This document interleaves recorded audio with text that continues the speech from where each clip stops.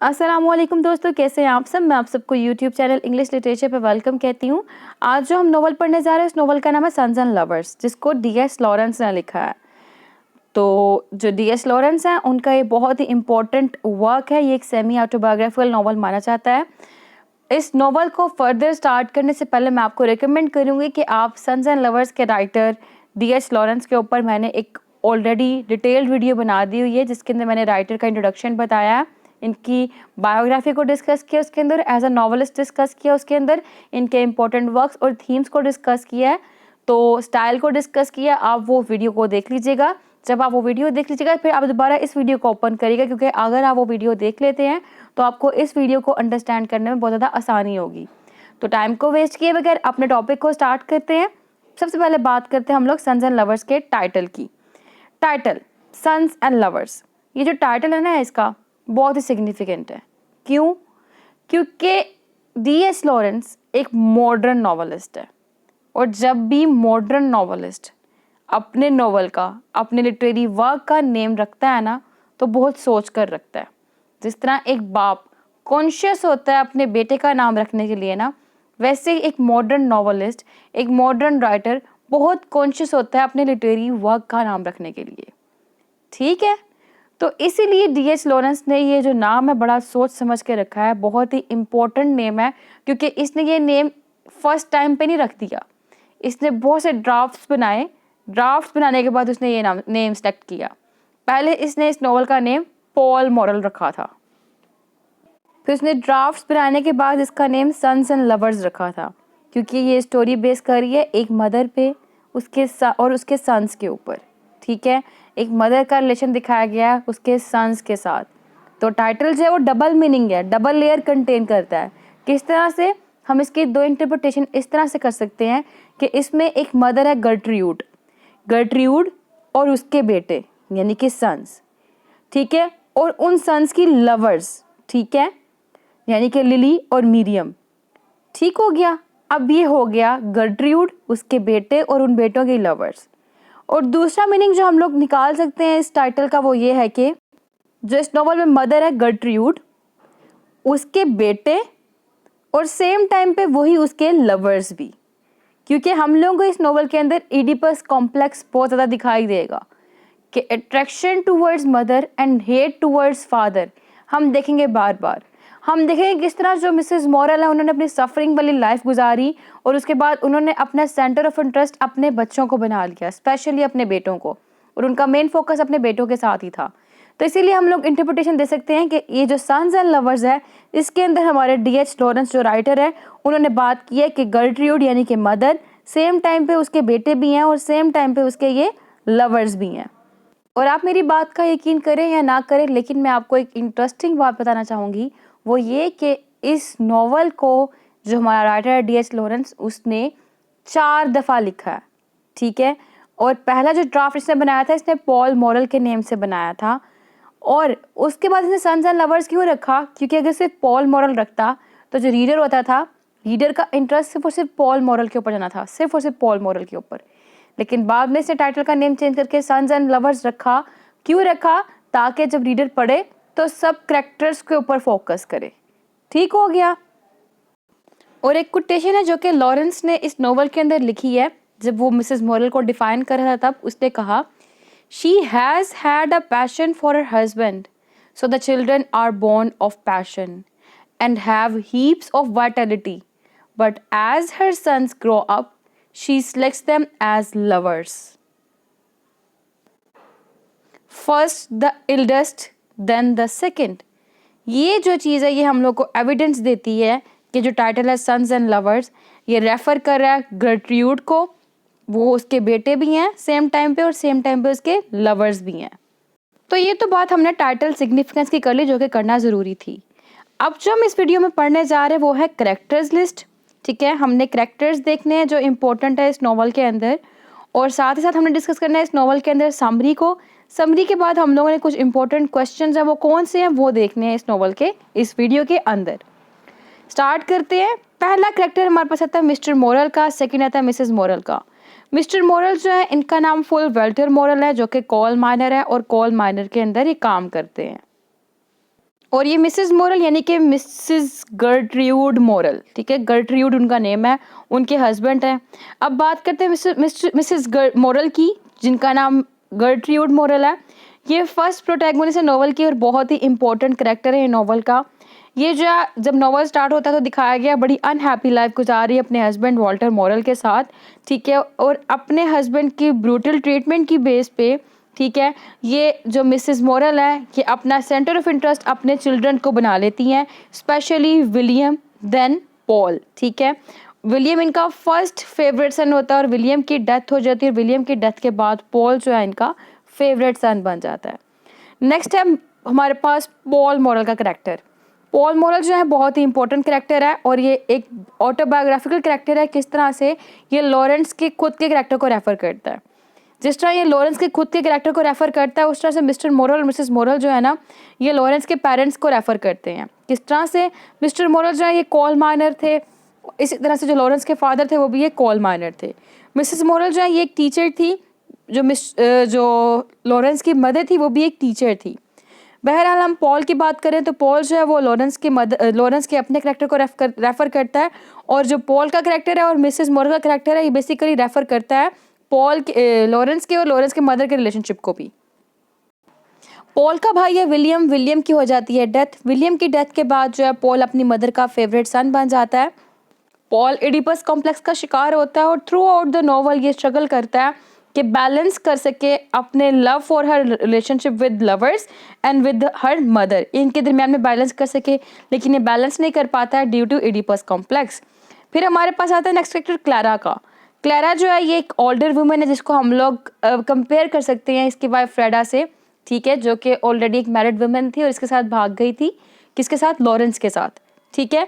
तो सेम यहाँ पे क्लारा है। क्लारा जो हमारे पास कैरेक्टर आ जाता है ये एक ओल्डर वुमन है जो कि मैरिड है। इसकी शादी बैक्स्टर से हुई है, बैक्स्टर डेविस से, और ये अपने हस्बैंड को छोड़कर सेपरेट हो गई है लेकिन इसे डाइवोर्स नहीं दिया उसको। और उसके बाद इसकी फ्रेंडशिप हो जाती है पॉल से। ये पॉल की गर्लफ्रेंड मीरियम है, मीरियम की फ्रेंड है क्लारा। अच्छा, क्लारा जो वो मीरियम की फ्रेंड है, तो उसके बाद जब इसकी सेपरेशन होती है अपने हस्बैंड से तो ये पॉल की सेकंड लवर बन जाती है and they have a passionate life, ठीक है। उसके बाद जो हमारे पास नेक्स्ट कैरेक्टर है बैक्स्टर डेविस का। बैक्स्टर डेविस जो है वो क्लारा का हस्बैंड है और नॉवल के अंदर पॉल और बैक्स्टर डेविस की फाइट होती है एंड वन के एंड जब वो बीमार होता है बैक्स्टर, तब पॉल की और बैक्स्टर की आपस में फ्रेंडशिप हो जाती है। नेक्स्ट है मिसेस रेडफोर्ड। मिसेस रेडफोर्ड जो है ये क्लारा की मदर है। इसके बाद जो करेक्टर था वो है मिरियम का। मिरियम जो है ये वैली फार्म के अंदर रहने वाली एक फैमिली है, उनकी बेटी है और ये पॉल से दोस्ती कर लेती है। इसकी और पॉल की बहुत अच्छी दोस्ती होती है और ये फर्स्ट लव होता है पॉल का।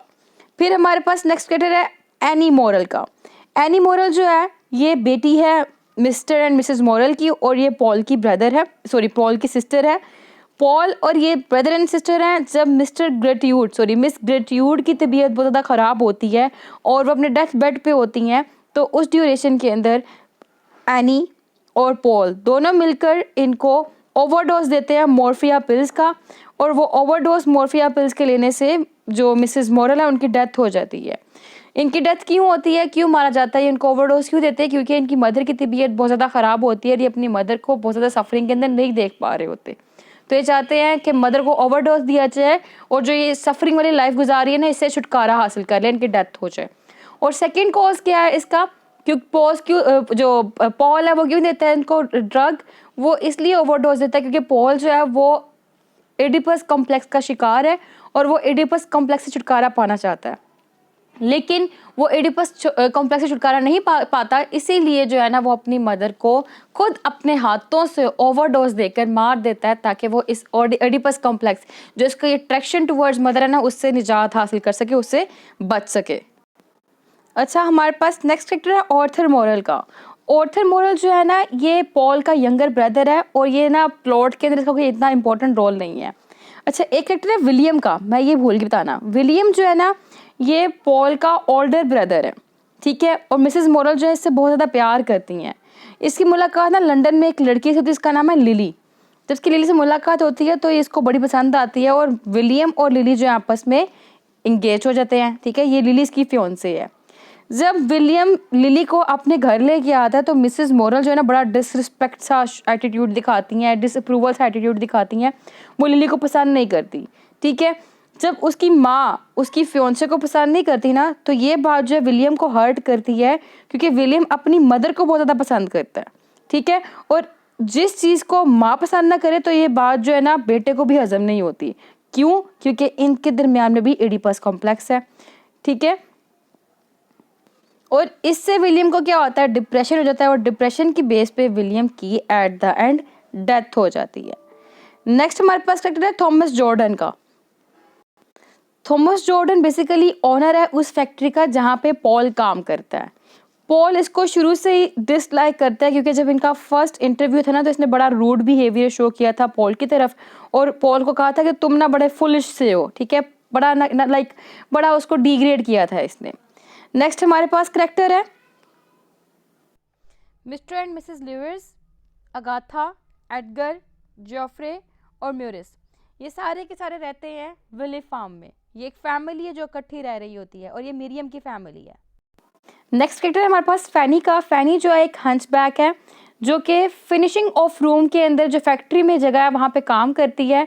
ये जो है ना पॉल को बहुत ज़्यादा लाइक करती है। जब भी पॉल विजिटिंग करता है वहाँ पे तो ये बड़ा पसंद करती है उसकी विजिटिंग को फैक्ट्री में।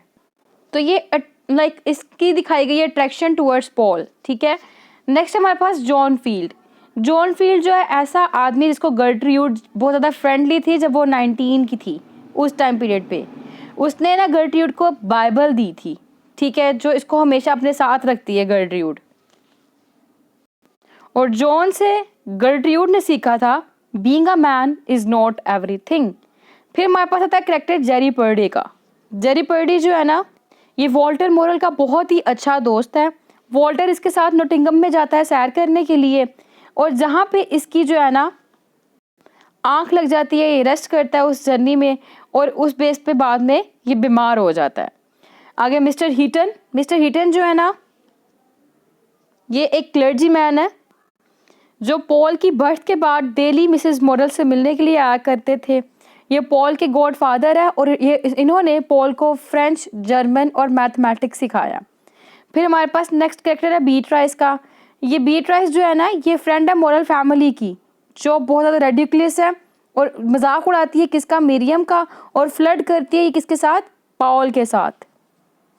लेकिन इसकी शादी होती है ऑर्थर के साथ जब वो अपनी आर्मी से वापस आता है। तो ये ओवरऑल कैरेक्टर्स थे हमारे। कैरेक्टर्स का इंट्रोडक्शन हो गया। अब हम बात कर लेते हैं अपनी समरी की। वीडियो जो है वो लंबी हो रही है, तो मेरा ख्याल मुझे समरी जो है उसके लिए सेपरेट पार्ट बना लेना चाहिए। मैं समरी का पार्ट जो है वो भी डिस्क्रिप्शन के अंदर लिंक डाल दूंगी। तो अब तक के लिए हमें इतना ही काफ़ी है। हमने इस वीडियो के अंदर क्या सीखा, टाइटल की सिग्निफिकेंस सीखी, और इसके अलावा हम लोगों को पता लगा कि इसके अंदर एडिपस कॉम्प्लेक्स का थीम बहुत इंपॉर्टेंट है। सामने पता लगा हम लोगों को कि ऑटोबायोग्राफिकल एलिमेंट जो है वो बार बार नज़र आ रहे हैं, जैसे कि क्लैरा की फॉर्म में। क्लैरा को हम लोग कंपेयर कर सकते हैं फ्रीडा से। फ्रीडा जो है वो लॉरेंस की वाइफ थी जो कि अपने बॉस से भाग गई थी। ठीक है, उसके हालांकि वो शादीशुदा थी, और बड़ी थी ये किससे, लॉरेंस से। उसके बाद हम लोग मिरियम को कंपेयर कर सकते हैं जेसी चैम्बर से। जेसी चैम्बर जो है ये गर्लफ्रेंड थी किसकी, लॉरेंस की। उसके अलावा हम लोग पॉल को कंपेयर कर सकते हैं लॉरेंस से। लॉरेंस जो है वो बिल्कुल सेम पिक्चर दिखाई गई लॉरेंस की और पॉल की आपस में। मिस्टर एंड मिसेस मोरल को हम लोग लॉरेंस के पेरेंट्स से कंपेयर कर सकते हैं। ठीक है, तो थ्रू एंड थ्रू जो ये स्टोरी है ये ऑटोबायोग्राफिकल स्टोरी है। इसको हम लोग सेमी ऑटोबायोग्राफिकल स्टोरी कह सकते हैं। ठीक है, और इसके अलावा हमने जब कैरेक्टर्स से बाहर निकले, हमने टाइटल की बात की, तो टाइटल में हमने देखा इस टाइटल के दो मीनिंग निकलते हैं। एक sons and lovers. Sons means Gertrude के बेटे भी और गर्ट्रूड के लवर्स भी, और उसके अलावा सन्स यानी कि गर्ट्रूड के बेटे और आगे से उनकी लवर्स।